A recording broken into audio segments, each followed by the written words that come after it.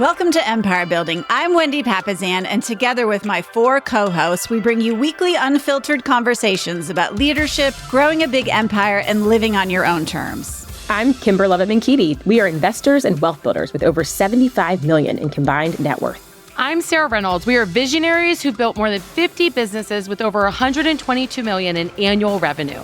I'm Tiffany Fikes. We've led thousands of people and do it all while being pretty good moms. And I'm Seychelle Van Poole. We are your podcast to learn how to build big businesses and even bigger lives.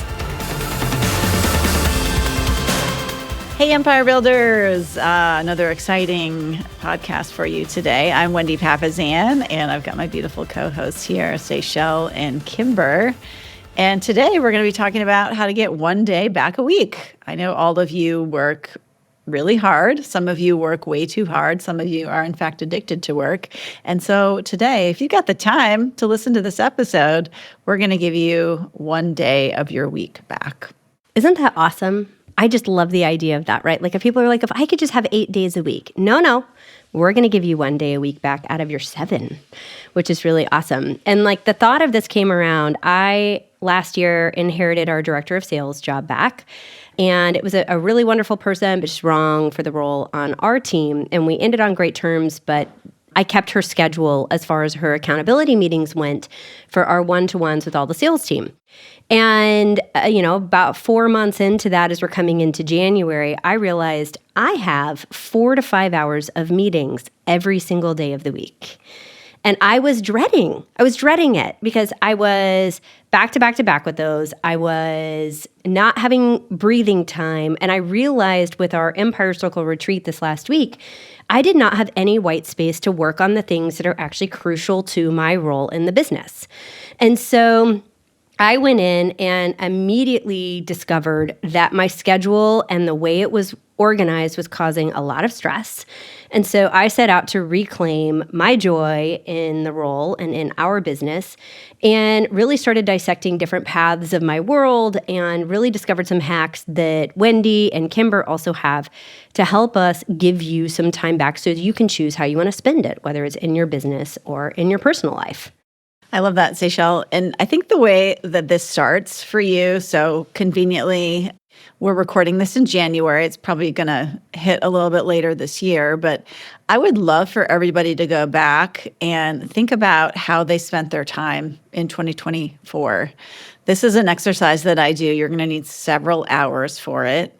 And look and see where you spend your time. So are you in meetings? Are you working with clients? Are you getting business for the business?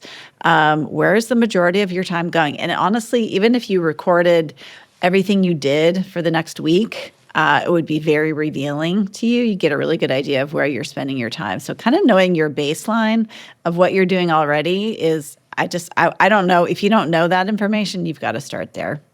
Well, one good hack for that is to color code if you're working out of an Outlook or a Gmail calendar, to color code activities, right? So like what's personal and family, what's, if you have different businesses, color for each business, lead generation. Because that just, for me, the visual over the last year of really being like where you think you spend time, which was why, Wendy, I think when you said it takes a couple of hours, it's not just like where I thought I spent a lot of time, but where you actually spent time is a really powerful exercise.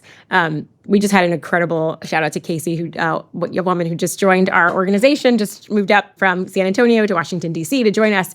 And she'd been in this role, similar role. She's coming to us for 10 years in San Antonio and just moved to D.C. And she said one of the best gifts that she's been able to have is that you collect activities, right, that actually are not really crucial to the role, but over time she just collected things. And so she's like crushed her first 2 weeks here because she's like, I don't have all these other things I've collected. So I actually get to focus my time on the top priority of the role. I don't have to figure out how to get the copy machine working. I don't have to go meet the guy. I don't have to go get, she didn't have to do all the things. And so I think this idea of really interrogating where your time went, it's been incredible to watch her just hit the ground running because she knows the job and she doesn't have all these other tasks that take her time in lots of different directions yet. That's so smart. And then one of the exercises I do after I look at where I spent my time is I think about the things that I like to do. And then I also think about the things that I'm good at. And then I try to fire myself from the things that I'm not good at or I just don't like to do anymore. A great example of that is I write our newsletters. So my background is in journalism. I'm a pretty decent writer. I enjoy that part of the job. But lately it's felt like a job. And so whenever I'm not doing it on time, so what are the things that you're doing where you're delaying once, delaying twice, delaying 3 times?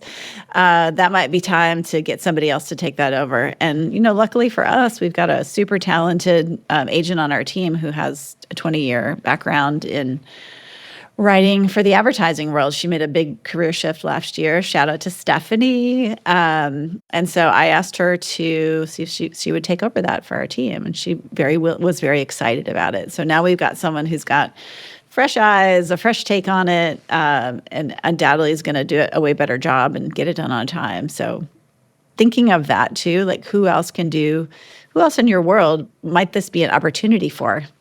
I love that. Well, now let's get tactical. If you're listening to this and you're like, oh, that's me, that's me, that's me, well, then this episode is perfect for you. So we're going to get really tactical in giving you some things that you can do and implement right away to be able to claim a day or more back a week to spend on the things that you want. So let's go ahead and dive right on in. Well, the first thing that you want to do is you want to plan your playtime.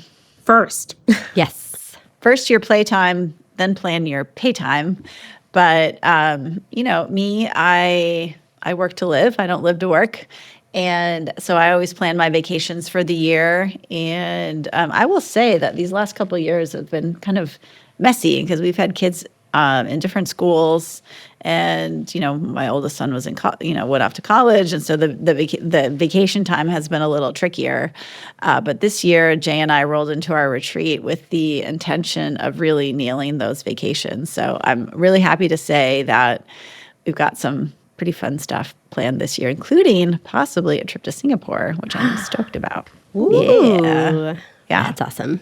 I love that. Well, and I love, in that one thing and think about the retreat and in your planning, it's not only just a year. Like, I love that when you're like, what's your bucket list? What are your dream vacations? What do you want to do? How many years? I know for me, today I have a 16-year-old, which is like heartbreaking and like exciting all at the same time. But it also like 2 more years, like, right? Like I only have 2 more summers before he's off to college. And honestly, if you think you've got a 16-year-old and you're really going to nail them down for the next 2 summers, it's a little bit pie in the sky thinking, by the time they hit 16, often they have a job or they're, doing stuff with their friends or, like Gus took an epic vacation, a 2-week vacation last year to Canada, but not with us. He took a driving trip with 7 of his best friends. So, you just don't have as many vacations left as you think you do. You don't. And for us with 4 boys, like getting 1 week where all 4 boys are home at the same time in the summer, so this advanced planning is critical, or else you'll look up and everybody else's priorities will have taken over and the playtime will not have made its way to the schedule. So I love that we start there, that you claim that time back by actually putting it on the schedule, knowing where you want to go and planning for it. I love that.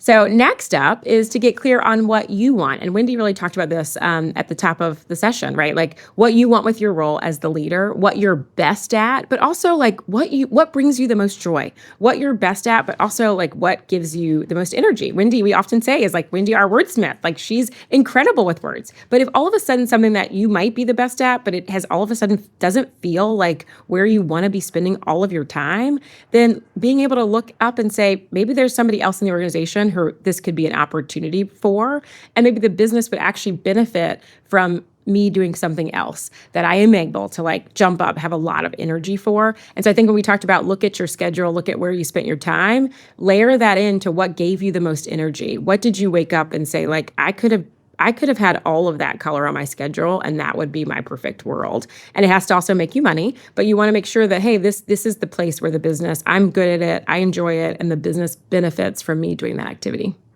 Well, and then as you look out at your calendar, there are certain things that probably need to be on your calendar that are priorities that you have as a standing meeting each month. And those meetings, just a pro tip here, they should have an agenda, they should have a purpose, and they should have a plan or they should not be on your calendar, okay? So just because you have an operations meeting every Monday doesn't mean you need to have an operations meeting every Monday if there's not a purpose and a plan for it. So I just want to put that out there because a lot of people think they need to just have this on their calendar to check the box. If it's not purposeful about it, you're wasting your time. And a lot of times meetings get used as pushing a task forward.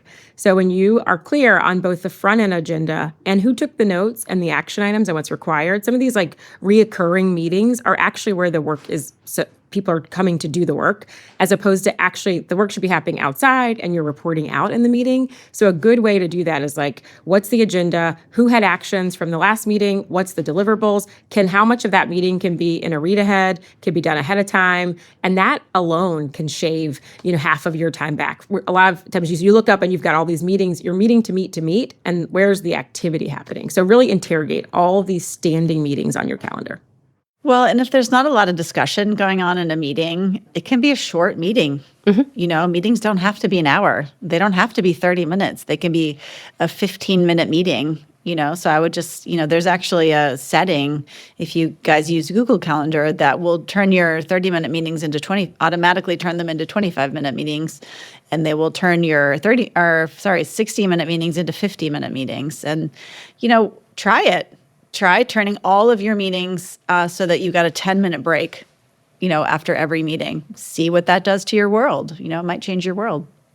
I think what happens a lot of times is the 60-minute meeting becomes a 65-minute meeting or a 70-minute meeting or a 75-minute meeting because there's no one there to drive the agenda. There's no one there with a sense of anxiety.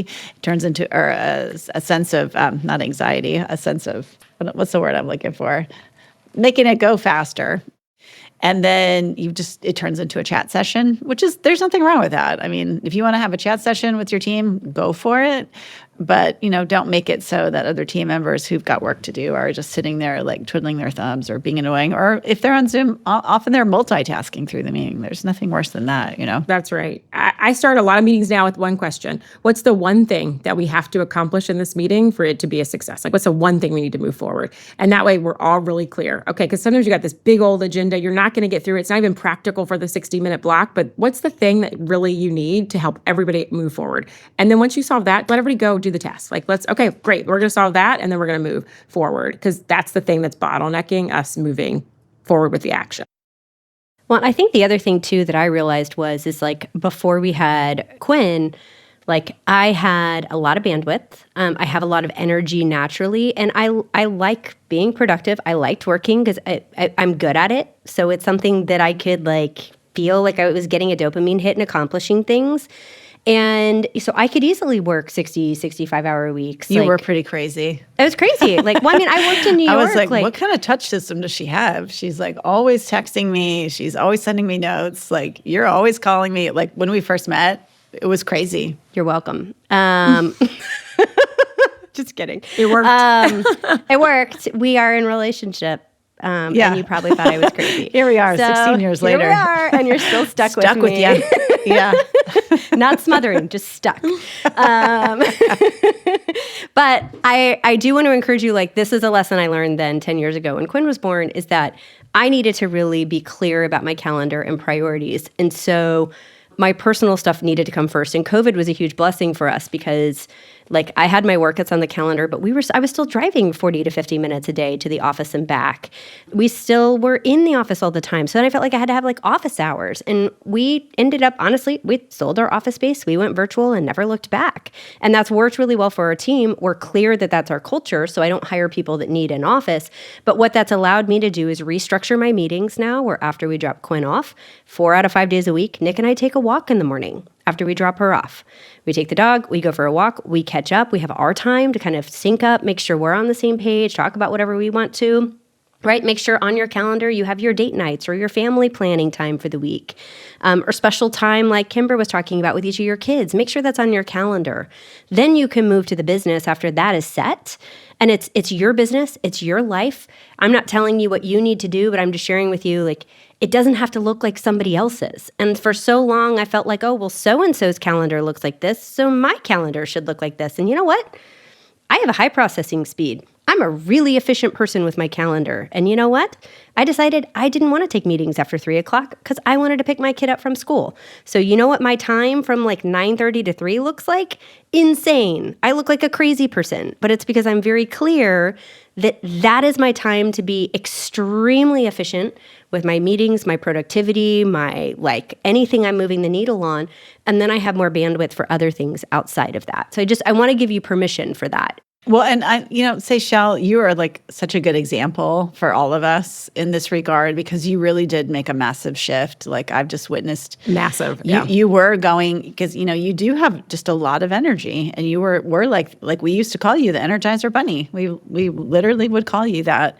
And so you've made a very intentional shift. And what I love about that is that intentional shift allowed you to be a really present and loving daughter for your dad absolutely. before he died. I couldn't have done it otherwise. And if you have no white space in your calendar and you've got the whole burden of the business on your back and you don't have the time to take a vacation, if something happens in your life, Seychelle and I, both of our dads died in the last few years. And if you don't have a team around you and you don't have that white space, then guess what? You don't have the opportunity to spend that time with your dad, or whoever that important person is in your life. So I'm so proud of you for doing that. And thank you. Your dad was so lucky to have you, and your whole family was so lucky to have you. And that was all your intention. Yeah. So, great job. It was, and it was not easy, y'all.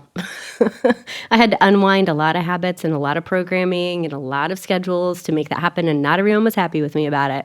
But you know what? It's your life. You don't get to have anybody else dictate what that looks like, especially if you're an entrepreneur. And I'm so thankful that I learned those lessons when I did, because it did allow me to be present, and it allows me to be a better parent to Quinn and a better wife to Nick. Well, and I think for so many women, there's so much guilt and responsibility for taking on all the things, not only with our families, but sometimes at work we're doing all this unpaid work. And I'm watching Shrinking. I don't know how many of you guys out there that are watching Shrinking. Such a good show.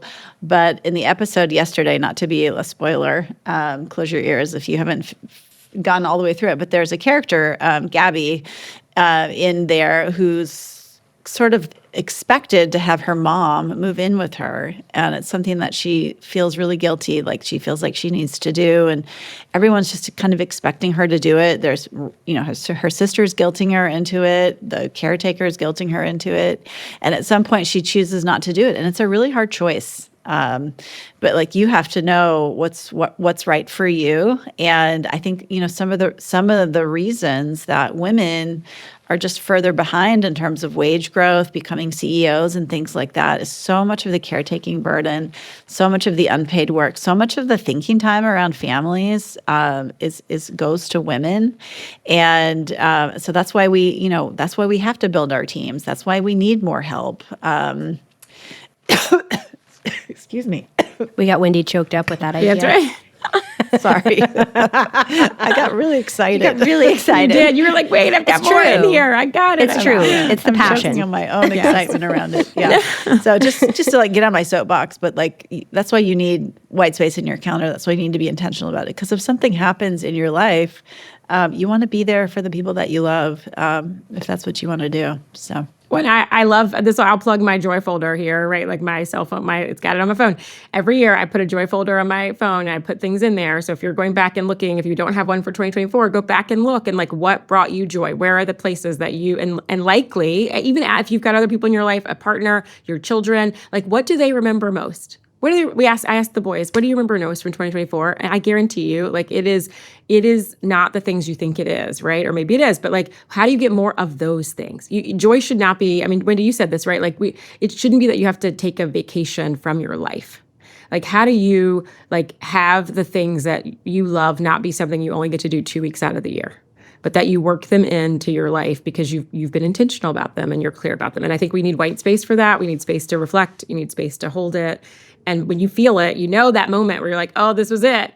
And I drop it in. And then I'm like, okay, how do I need to get more of that and build it into the schedule.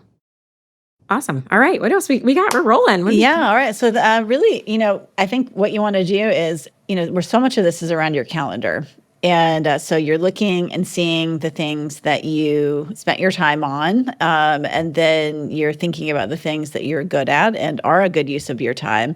And then you're going in there and you're being relentless and ruthless with clearing out the things that don't meet that criteria. So take a look at your calendar. And I do this a lot. I actually don't do this once a year. I do this probably every quarter, where I'm just looking and I'm saying, okay, this is starting to fill up, or like, I don't have time for lunch.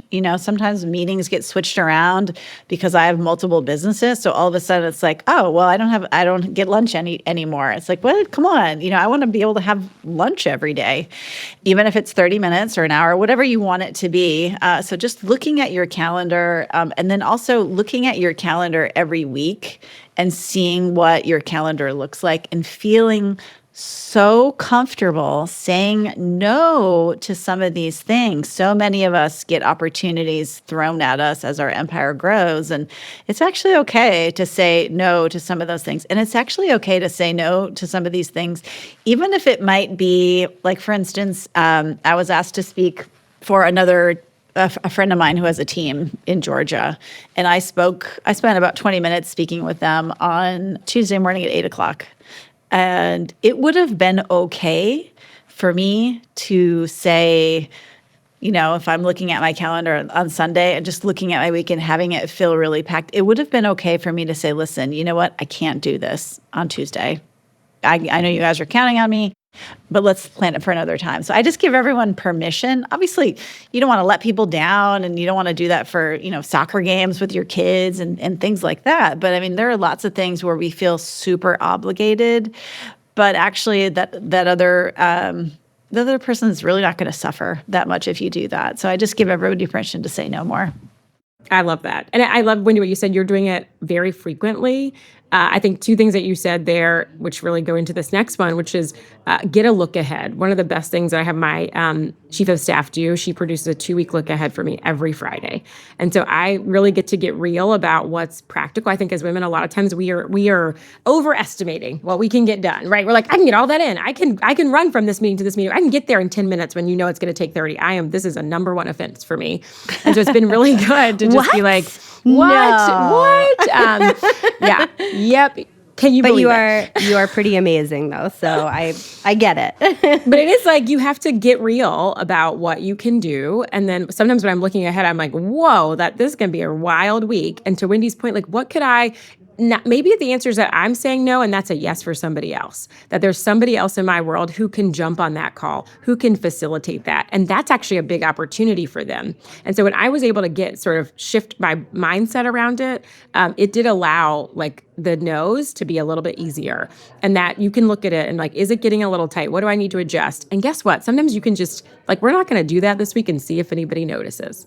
Like I have some meetings that are every week. And so last year I was like, what? I can't do 30 hours of meetings on my calendar. So we're going to make that an every other week meeting. It's going to have you twice a month. I've done some of that too, especially, 411s with your key people, like my key agents. They don't want to meet with me every week anymore, and they know that if they need to grab lunch with me or schedule a meeting with me, they absolutely can do it. But for them to have a standing meeting every week, so we've just gone to one every other week because I know that they're going to get their jobs done. Yeah. They don't need me. Yeah. Well, and actually, I made it a little bit longer of a get-together than every other week so that we get to go deeper on a topic instead of I found that people can hide in a 30-minute accountability session sometimes. And so by making it actually like 45 minutes or an hour every other week, it's harder for them to hide. If somebody needs more accountability, it's better because you can actually really dig into then what really needs to move the needle, which is awesome. So I would love to know, like, these are some really good tips if you're like working to rearrange your entire schedule and get your white space back. I think all of us are in different stages of our lives, different roles, different businesses. Like, I would love for us to get a feel, and a question that we get a lot is like, so what does your day actually look like? What does your schedule actually look like? Like, what is that cadence for you? Like, I would love if we could each share what our schedule looks like kind of on a regular basis so that it maybe kind of help give some people some ideas if they're looking to rework their schedule. Not to say none of you need to model after us, but maybe it gives you some ideas of some ways in which you could rework your schedule to make it happen for you. Yeah, I love that because it's really about the stage that you're in. Like when you started. Yep. When Sarah started, she was 18 years old, and she was grinding for a decade before. I had the opposite. So when I started, I had two very young children. They were 3 and 5. And I would get up super early, and that would be sort of my quiet time before they woke up. And now I'm a sweet, sweet, sweet empty nester. And That's so wild. It's still so wild to think about that. Glorious.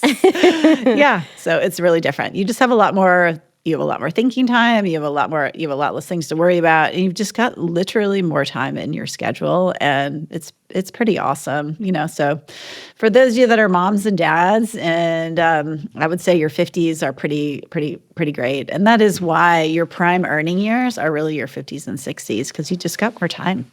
You just have a lot more time to do stuff. You got the time and the wisdom, right? You Yes. no. I just had this coach conversation this morning with someone. I'm like, yeah, it's the best kept secret that Yes. it actually, Yes. it's a sweet time. Yes. And you're more comfortable saying no, honestly. Yeah, you're like, I don't need that BS in my life. No thanks. And I'm going to go do that thing, right, with less sort of, ideally part of what happens is you start to get a sense of freedom that you can go do the things that you're passionate about. I love that I'm in business with you guys around something that we have a big heart for, and it is a true passionate project. And anyway, it's good. One of the things for me on the schedule, I live by win the morning, win the day. And I also give myself grace not to win the morning every day. So some days, I want to win the morning, and sometimes I'm I'm just going to win a minute, and I'm going to celebrate that. But getting that time, to be able to get up, know that I drink my water. I do, right now it's, in the single digits in Washington, D.C. So if I can get a quick walk on the treadmill, just get my body moving before the 4 boys in my house kind of erupt and I lose that madness in the morning. I have a really clear cadence of what I do, what I drink. And so that first couple of hours of just both thinking time, physical time, and health time. And that way it sets the day. And it's a routine, right? I know it. I don't have to think about it. I'm drinking the same thing. I take it the same way. I even travel with it. And it just, for me, that is a way that both from a health side, mental health, physical health, has really helped me power through a pretty, difficult, intense professional season and personal season. Yeah. Yeah. I would echo that. I would say the same thing. I exercise at a minimum of 4 days a week. Ideally, it'll be 6. 3 is with a trainer who comes to our house at 6:00, which is the ultimate accountability. Knock, knock, knock. Trainer's here, And then 1 day a week, I'm walking with my BFF, Jenny Glasscock, and we'll do a 5-mile walk. And that fitness allowed me, I don't know if I told you guys this, but I hadn't been doing any running since my hip replacement surgery. And it allowed me to run a 7.5 trail run up and down a mountain. It was crazy. Yeah. Incredible. I was just feeling so good. So it's important to have that physical fitness. For me, that's my first is sleep and then fitness. If I don't have that, I just don't feel good. And then I'm like you, win the morning, win the day. So I'll usually have, actually the 2 mornings I don't work out, I don't eat any breakfast, but then the 3 days that I do, I will have a protein shake, and then it's just some journaling time, thinking about what I need to get done for the day. Wordle, of course, and then usually we do a quick huddle at 9:00. But I'm usually working quite a bit before then, and then lead generations on my calendar every day, still 90 minutes, 4 times a week. And then meetings with my key people across different businesses, and then really my time is my own. I love that. Yeah. That's awesome. Mine is if I have some work left over from the day before, I put that into. I'm a great morning person. After a certain time in the afternoon or evening, I'm ready to chill. My brain is done with work stuff. So I'm usually up at 5:45 on the weekdays, and I get up, take Tari for a walk, get a 15 or 30-minute workout in. Water is always my first domino. I'm chugging a huge glass of water before all of that, and then get going with the family. If I have extra work that needs to get done, it's a 5 a.m. wake up, and then they both just drank some water, just so y'all know. Glug, glug. I know. So good for you. Everything works better when your body has water. It's true. But then like if I have work left over from the day before, I'm getting up at 5, I do all the same things, and then I get in 30 or 45 minutes of work in. So do most of the days you get all your work done in your business? Or? A lot of a lot of my I don't my always big get it. rock. I mean, I would say most of the time there are lots of things left undone. But Well, there are lots of things left undone, but I'll go in then and go ahead and get ahead of my like things on my list that I know I Your need to to-do get list. moving, right? And I'll schedule send them. Pro tip, schedule send. Don't send them at 5 a.m. because then people think you're awake. But schedule send them to go at 8 or 9 o'clock when you're ready to actually talk to humans. But then like I'm cranking like Monday, Tuesday, Wednesday, my schedules look really, really, really thick, heavy, very intentional with whatever meetings, board meetings, stuff needs to happen. And then I've really worked to clear Thursday, Friday for more white space. And I think when I was feeling very frustrated in my role over the last several months, it's because I had a lot of stuff standing on Thursday and Friday. And I was showing up, like I didn't even have like as much bandwidth to write episodes that I wanted to be writing and like working on creative projects for our businesses that I wanted to work on. And so like even just the last couple of weeks of getting that back has been, I feel so much better. I feel so much happier. So it's so good. And then what that allows you to do is if you do have like a big project that's coming up, I just have 1 to 5 thinking time. It's really after I have we do our podcast recording on Fridays. And then I have 1 to 5 thinking time. And then, sometimes that is for thinking time. And then sometimes like now we're hiring for a position. So it allows you to just like, okay, I know I've got a 4-hour block on Friday where I can just slot stuff in. And then, when you get into the flow of something like that, it's so much easier to do like 5 or 6 interviews in a row versus like ping pong around throughout the week where you're having to like switch task and figure out where your brain is going. And you don't want to fill that up every week, but like having that just block of time is so, so valuable. Well, and I find too that like then I'm not creating our marketing for the next month. I can create it for the next quarter or the next year. Like our Raving Fans program that I was working on yesterday, I was able to go ahead and pre-plan it out for the whole year instead of doing it 1 quarter at a time, feeling kind of stressed and rushed. I was able to go ahead and just get the cadence done for the year. And like that's now hours that I'm not going to spend later in the year working on something Which is like so that. good, by the way. Thank you. Oh, I'm really excited. It's so good. Yeah. I always save all your stuff. I'm like, oh, I do this is too. I'm goals. like, oh, so good. Yeah. This one's going to be fire. I'm so excited about this quarter. It's so good. Well, I don't want to miss what Wendy said because I think it's one of the ultimate hacks to get your time back is to actually just take it. Like, just take it. Like, I had a wild schedule in 2023, and I was like, I was literally like on scheduled calls until like 6 p.m. on Friday, and it was miserable. Like, and I didn't have the energy. The people weren't getting the best of me, and it was because I had a lot going on. And I literally just looked up at my team and I said, what Wendy said, I'm not taking any standing meetings after 12 o'clock on Friday. I'm just not going to do it. I'm going to do what I want to do. I'm going to have thinking time. And so now, like, literally for the whole year, now it's not perfect, but like to what Wendy said, it allows me to put in, I took the meetings I wanted to take. And what was happening is I would want to meet with somebody and I would look at my calendar and I didn't have an opening for 3 weeks. And so it allowed me to have this, I took it back from the schedule. And the work will expand or contract in the time allowed. And so when that happened, like, guess what? Like somehow magically, everything got shorter and it worked. And I was able to then say to people, well, guess what? I don't book meetings except for those that I want to take on Friday and I want to meet with you. So let's meet on Friday. And it made people still tell me, they were like, I felt so special because you met with me on a Friday. And I was like, well, that's because you are. And I only meet. You're like, you better feel special. I was like, I only do what I want to do on Fridays. And so I'll meet with you. Well, and I'm going to ask you guys a powerful question. And for our listeners too, when do you get your best ideas? If I'm honest, 3 a.m. But outside of that, it's honestly, it's when I've had enough room to marinate on something. Like my best ideas don't come if I discover, if I don't have room to marinate on it, then the only time it comes is 3 a.m. and then it's jacking with my sleep. So that's what I will say. For sure. It's definitely mornings for me and outside. Like if I can get like outside, we have the benefit of having this amazing park that I can walk to from my house, and it's Rock Creek Park. It's amazing, big trees and just endless trails. And if I can get out there and walk for like an hour, like it's just, that's where they come. But I need that white space and I need to be in motion. My body needs to be moving. So even now, I mean, I get on that crazy treadmill in the mornings, but I know that is like the gift of the white space. And I just have like my phone close by in case I need to like jot a note down, but I'm not looking like it's powerful. So motion, physical activity and outside. Most of your good ideas are not going to come at work. No. So if you're working all the time, you're never going to have any good ideas. Mic drop. Boom. That's it, Wendy. Mic drop. And with that, you guys, go take your time. Go take your time. So thanks for taking the time to join us. And we're excited to be part of you going out there and building that big business and even bigger life. Have a great week. Bye, guys. Bye, y'all. This podcast is for general informational purposes only. The views, thoughts, and opinions of the guest represent those of the guest and not KWRI and its affiliates, and should not be construed as financial, economic, legal, tax, or other advice. This podcast is provided without any warranty or guarantee of its accuracy, completeness, timeliness, or results from using the information.